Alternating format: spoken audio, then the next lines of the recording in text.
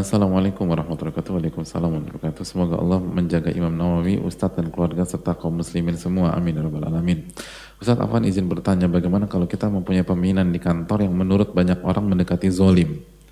Kita punya pemimpin di kantor yang menurut orang banyak mendekati zolim, sehingga menyebabkan beliau menjadi bahan gibah. Bagaimana apabila secara sengaja atau tidak sengaja kita ikut membicarakan beliau? Apakah kita termasuk zolim terhadap beliau, dan bagaimana ya supaya kita nggak kepo pengen ngomongin beliau sementara tiap hari ada aja laporan tentang beliau? Jazakallahu khair nasihatnya Ustaz, terima kasih.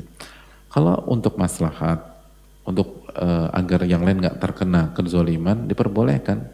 Sebagaimana kata Nabi SAW, orang yang nggak bayar hutang padahal mampu dan sudah jatuh tempo, maka zulmun, itu kezoliman.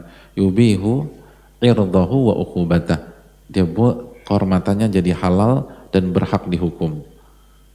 Dan apa maksud kehormatannya halal? Bisa dibicarakan. Dan apa yang maksud dibicarakan? Maksudnya dibicarakan biar nggak ada korban lagi. Jadi proporsional, nggak bebas gitu. Hanya sesuai dengan konteks agar orang lain tidak jadi korban berikutnya, itu aja.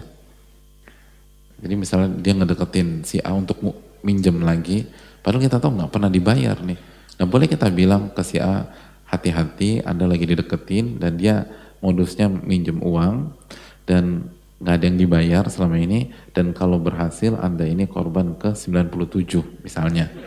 Jadi udah ada 96 orang yang nggak dibayar. Tapi berhenti sampai di situ jamaah, jangan ngerembet. Kalau ngerembet gibah yang haram. Nah biasanya lisan kita agak gatel, pengen bicara mana-mana. Jadi udah kalau masalah utang aja, jangan ngerembet. Dan jadi jangan, dan perlu kamu tahu ya, dia lagi ribut sama bininya.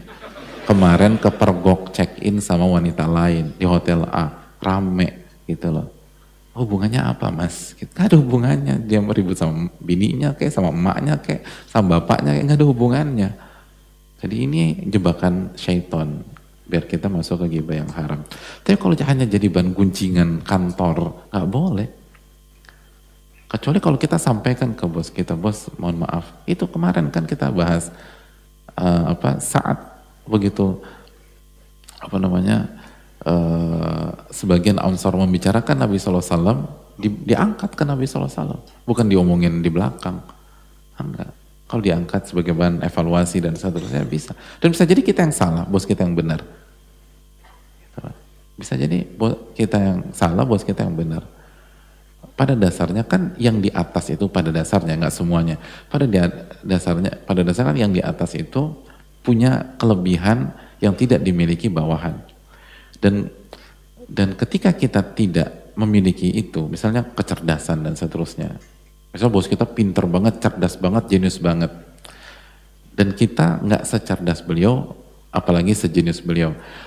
Ketimpangan dan perbedaan kecerdasan dan ilmu tersebut itu kan rentan membuat salah paham. Karena kita nggak ngerti alur pikiran bos kita. Begitu kita nggak ngerti, disitulah arah syaitan bermain untuk su'udzon. Kan hidup kan begitu, hadirin. Makanya kan kezoliman, dan diantara kezoliman adalah ghibah, diantara kezoliman adalah buruk sangka, diantara kezoliman adalah su'udzon, diantara kezoliman adalah fitnah. Itu kan dikaitkan dengan kebodohan oleh Allah Subhanahu wa taala dalam surat Al-Ahzab ayat 72.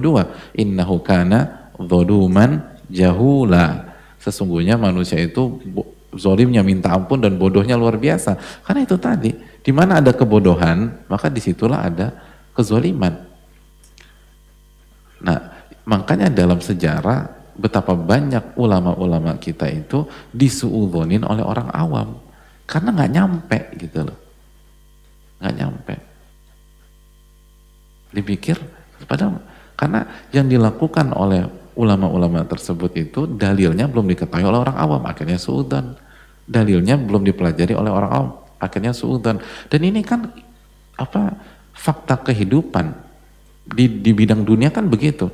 Betapa banyak saintis-saintis di panjang sejarah itu waktu awal-awal membuat sebuah masterpiece atau segala macam penemuan, dipikir dukun, dipikir penyihir, dipikir orang gila. Ternyata kenapa? Karena masyarakat nggak nyambung. dan nggak ngerti di level mereka berpikir. Jadi itu wajar. Jadi hati-hati suudzon sama pemimpin juga. Karena bisa aja kita nggak ngerti. Karena kita sering gitu kan. Karena biasa secara umum di masyarakat pemimpin ilmunya lebih banyak secara umum. Ini bukan hukum mutlak tapi secara umum. Ilmunya lebih banyak, pengalamannya lebih banyak. Terus dia punya data yang kita nggak punya. Kan gitu. Kita kan sering kali harusnya gini-gini, Anda kan nggak punya data. Gitu. Sama kayak kita ngomentarin pelatih bola, kan udah pakainya paling jago sedunia udah. Padahal kita nggak punya data kesehatannya, mungkin harusnya dia masukin dia dong, dia masukin dia. Ini kenapa nggak dimasukin? Dia pasti ada sesuatu. Loh, yang tahu dia flu itu pelatihnya, Mas. Anda tuh nggak ngerti, dia bersin-bersin, migrain segala macam. Kan itu kita nggak ngerti, akhirnya kita nyalain pelatih-pelatih hebat misalnya, gitu loh. Kalau saya nih, saya akan ganti formasi, saya akan masukkan si A, masukkan B, masukkan C, gitu loh. Padahal nggak tahu, yang disebut gitu, yang satu cacar air, yang satu kena campak, yang satu lagi karantina, kan kita nggak pernah tahu.